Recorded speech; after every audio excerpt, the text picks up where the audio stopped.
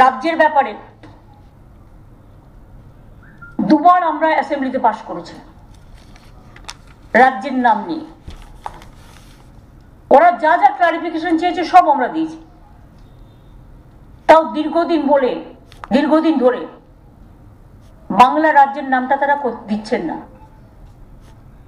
মুম্বাই থেকে মুম্বাই হয়েছে, ওড়িশা থেকে ওড়িশা হয়েছে, কর্ণাটক থেকে কানাডা বা যা বলে ওরা, কিন্তু আমাদের কেন হবে না? আমাদের কি অপরাধ? বাংলা রাজ্যটার নাম হলে ছেলেমেয়েরা যারা বিভিন্ন কম্পিটিশনে যায়, পড়াশোনায় যায়, তারা অনেক প্রায়োরিটি পাবে। আমাদের যে কোনো মিটিংয়ে গেলে বসে থাকতে হয় লাস্টে WXYZ, ইম্পর্টেন্সটা বাংলার কমিয়ে দেওয়া হয়। আর এখন আমরা মনে করি না এখন আর ভাগাভাগি করার প্রয়োজন আছে। রাজ্যটার নাম যখন বাংলা, যদি পাকিস্তান ইন্ডিয়াতেও থাকতে পারে, পাঞ্জাবের একটা জায়গায়, পাঞ্জাব রাজ্য, পাকিস্তানেও একটা রাজ্য আছে পাঞ্জাব, পাকিস্তান নয়। আমি কিন্তু আগের কথাটা উইথড্র করছি, কেউ ডিস্টার্ব করবেন না, ওই লাইনটা আমি উইথড্র করে নিয়েছি। পাকিস্তানে পাঞ্জাব বলে একটা রাজ্য আছে, ইন্ডিয়াতেও যদি পাঞ্জাব থাকতে পারে, আমাদের আন্তর্জাতিক দেশ রাষ্ট্র হিসেবে বাংলাদেশ যদি বাংলাদেশ থাকতে পারে, তাহলে পশ্চিম বাংলা বাংলা কেন হতে পারে না?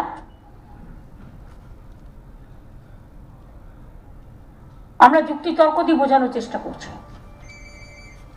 এবং এটার ব্যাপারে আমরা আমাদের রিকোয়েস্ট পাঠিয়েছি অনেকবার। গঙ্গাসাগর মেলা আগেও আমি অনেক চিঠি দিয়েছি এবং আজকে আমি আবার চিঠি দিচ্ছি। এবং গঙ্গাসাগর মেলাতেও আমরা প্রায়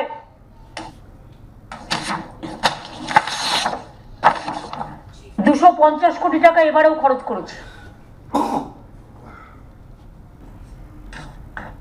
ভারত সরকারের স্বরাষ্ট্র মন্ত্রক বিভিন্ন মাপকাঠি মেনে কোনো কোনো ভারতীয় ভাষাকে ধ্রুপদী ক্লাসিক্যাল ভাষার স্বীকৃতি দান করে।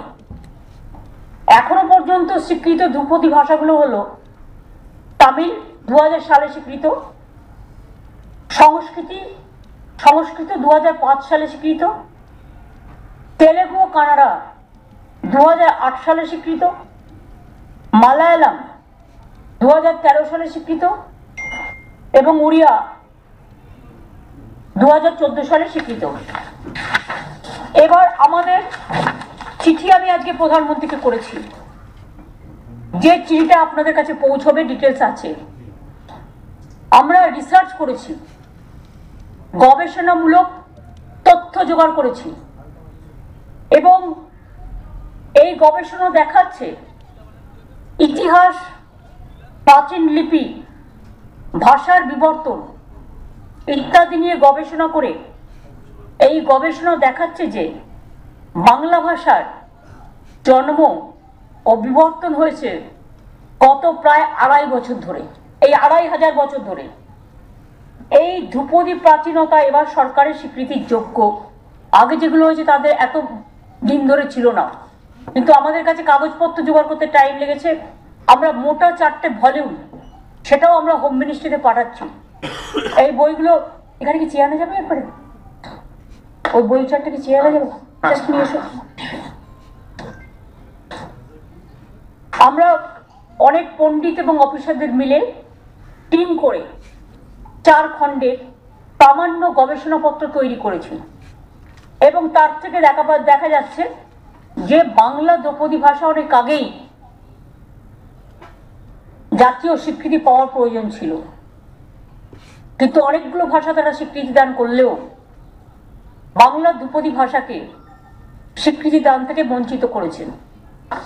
তাই আপনাদের আমরা দেখাচ্ছি, এটা শুধু মুখের কথা নয়, প্রায় 2500 বছর ধরে বাংলা ভাষার এই ক্লাসিক্যাল ইতিহাস, বিবর্তন, প্রাচীনতা সবকিছু দিয়ে 2500 বছর, মানে 4টিখানি কথা নয়।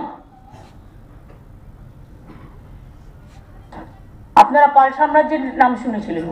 হ্যাঁ, সরস্বতী প্রেসে চলছে, আপনার ফরওয়ার্ডটা নিয়ে ইউনিয়ন হোম মিনিস্ট্রিতে পাঠানো। ওটা পাঠিয়েছি, ওখানে এখানে নেই। সরস্বতী বইটা ছাপতে গেছে। আমি বইয়ের ভলিউমগুলো চাইছি। আমি বলে গেছে ওই বইয়ের মধ্যেই ভূমিকাটা ছাপতে গেছে।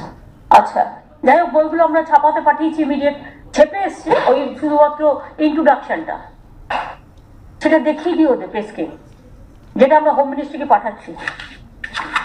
সংক্ষিপ্ত সারটা দেওয়া হচ্ছে। এটা সংক্ষিপ্ত ব্যাপারটা আপনাদের দেওয়া হচ্ছে বুঝে নেওয়ার জন্য, একটা প্যারাগ্রাফ তৈরি করা হচ্ছে আপনাদের জন্য ইন ব্রিফ, যাতে পুরোটা আপনাদের পড়তে না হয়। কেউ পড়তে চাইলে নিশ্চয়ই পড়তে পারবেন, বাট এটা এত বড় ভলিউম হবে। মনে রাখবেন, এটা হলে বাংলা ভাষা যেমন স্বীকৃতি পাবে, তেমনি আন্তর্জাতিক ভাষা হিসেবে বাংলা স্বীকৃত। কিন্তু অন্য রাজ্যের ক্লাসিক্যাল ভাষা হিসেবে যদি তাদের ভাষা স্বীকৃতি পায়, তাহলে আমাদের কেন পাবে না? আমাদের সবচেয়ে পাওয়ার যোগ্য ছিল, কিন্তু অপদার্থতা আমাদেরই। তার কারণ যারা আগে ছিলেন তারা কখনো এটা নিয়ে ভাবেননি এবং চর্চাও করেননি। রাজনীতি নিয়ে যতটা মন ছিল তাদের, এসব কাজগুলো করা নিয়ে কোনো মন ছিল না। এটা হয়ে গেলে একটা সেন্টার অফ এক্সেলেন্স তৈরিও হবে। এটা হয়ে গেলে বাংলার পৃথিবীর সবচেয়ে গুরুত্বপূর্ণ ভাষার একটা, আমরা গবেষণার মাধ্যমে বাংলার প্রাচীনতা ও ধ্রুপদী মর্যাদা প্রতিষ্ঠা করলাম। কেন্দ্রে এবার ক্লাসিক্যাল ভাষা হিসাবে বাংলাকে মেনে নিক, এটার ব্যাপারে আমি অলরেডি আজকে প্রধানমন্ত্রীকে চিঠি দিয়েছি। সেই চিঠির কপিও আপনাদের কাছে আপনারা যদি নিতে চান, আমার মনে হয় আপনারা নিতেই পারেন।